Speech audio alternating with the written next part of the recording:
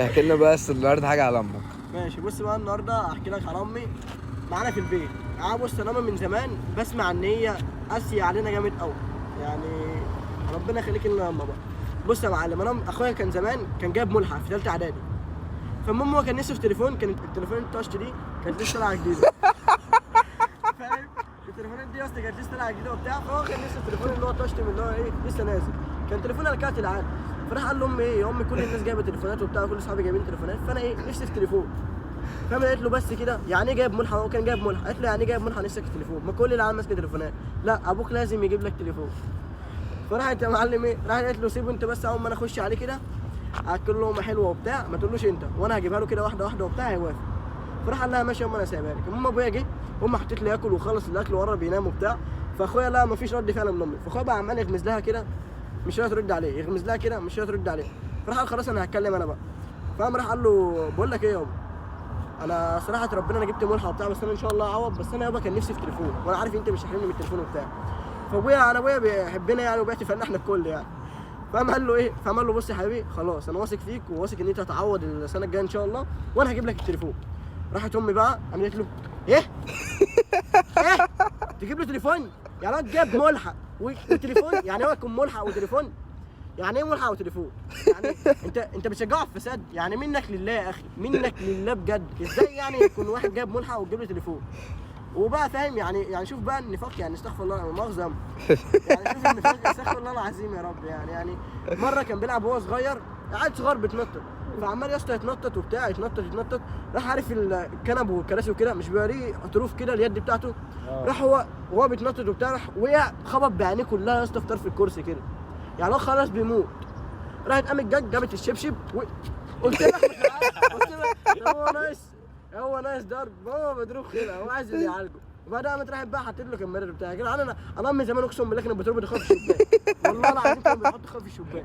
ليه يا عم؟ ما اعرفش، هي مثلا يعني انا احكي لك موقف. الام المصريه. مره كان قد كده يا اسطى، كان فاهم مثلا في سكه قد ايه؟ 11 سنه 10 سنين، كان قد كده شاور كده قد كده. المهم ان هو كان قد كده وبتاع، فجه فدخل السوبر ماركت نضيف. فالمهم ايه هو نفسه يعني عيل صغير بيشبك في اي حاجه، عيل صغير بيخش يمسك في اي حاجه. فالمهم هو دخل لا بتاع الشيبسي دي اللي بتتحط، فكان شركه شيبسي دي ساعتها عامله يعني شركه مغريه، يعني تشوف كيس الشيبسي كده تقعد. فالمهم قام مسك كيس الشيبسي كده، قام مسكه كده وقال له ماما انا عايز ده، بس نهار ابوك اسود، نهار ابوك اسود النهارده. وبقول لك ايه، راح قالت له هي واقفه بقى جنب الراجل، سيب الكيس بقول لك سيب. فراح هو عيط بقى، فراح الراجل بتاع السوبر ماركت سايب عليه ايه؟ سايب عليه اخويا. فراح قال له ايه يا حاج خلاص يا حاج ده كيس شيبسي، خد يا حبيبي كيس. وكان زمان يا ابني ما كانش كيس شيبسي ليه سعر اصلا، ما كانش لسه اتعمل كيس 5 جنيه دي اصلا كيس شيبسي. فقام قال له ايه خد يا حبيبي كيس شيبسي هديه مني ليك. فقامت امي قالت له هديه مني ليك؟ واحنا شحاتين ولا ايه؟ امسك حاجه كيس شيبسي. طب ما انت معاك حاجه كيس شيبسي من الحرمه الواد ليه؟ طب ما تجيبي له كيس شيبسي. فقامت بقى يا معلم طلعت قامت قالت له تعالى عايزك في الموضوع، وبتديك بقى براء. اول ما دخل عليها كده راحت ربطته وعليته في الشباك يا اسطى، والله العظيم حلفان انا حاسب كانت بتعلقه في الشباك. كانت اختي كده الله يعزها يعني كانت بتجيب كوبايه الميه كان يبقى عطشان في الشباك وتقعد يا اسطى تسقيه كده، واختي اصغر منه فاهم، يقوم رافع ايديها عشان تشربه. بتذله؟ لا يا كانت بتشربه. عذرا ان قطع الفيديو الراجل خد العربيه فغيرنا العربيه. المهم بقى يا معلم احكي لكم لقطه بقى بتحصل معاكم انتوا امي، يعني اصحابي امي. اقسم بالله ما بهزر بقى. المهم يا معلم مثلا اسماعيل اللي بيضحك ده يكون طالع مثلا وقاعد قدام امي وبتاع، امي تشوفه في الشارع عامل ايه يا اسماعيل؟ بالله عليك امي ملاك ولا لا؟ تقعد تقول له عامل ايه يا اسماعيل؟ امك عامله ايه؟ وستك عامله ايه؟ وجدك عامل ايه؟ وابوك عامل ايه؟ الله يرحمه. وتجيب له انا كلها. اول ما يسيبها ويمشي الواد ده مش كويس، ما يمشيش معاه. طب ما مش كويس ده انت قربت تتخد ليه؟ ده انت ماشي الله ايه يا اما في ايه يا اما مؤاخذه. احكي لكم بقى عن ابويا وامي. انا ابويا وامي اصلا نار ونيل. ما الصراحه برضه ابويا بيعمل حاجات تزعل، ما انتوا عارفين ابويا يعني ايه مثلا، يعني ايه اديني 100 جنيه وتروح جايب 340 جنيه؟ يعني ايه والله اديني 100 جنيه يا اسطى يقول لي ايه؟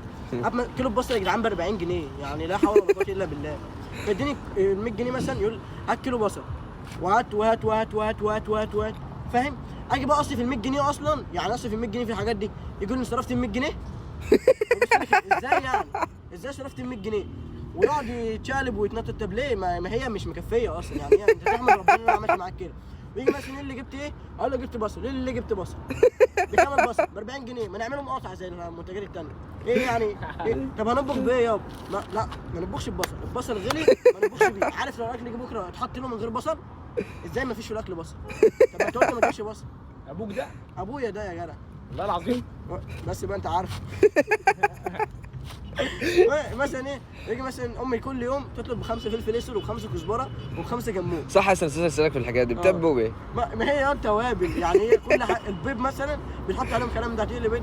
بتعمل مثلا خضره اي حاجه يا اسطى طبيخ اي كلام من ده بتحط عليه فلفل اسود وكزبره مطحونين. فهو كل يوم يقعد يقول لها انت كل يوم تجيبي لي ب 15 جنيه توابل، كل يوم تجيبي لي ب 15 جنيه توابل.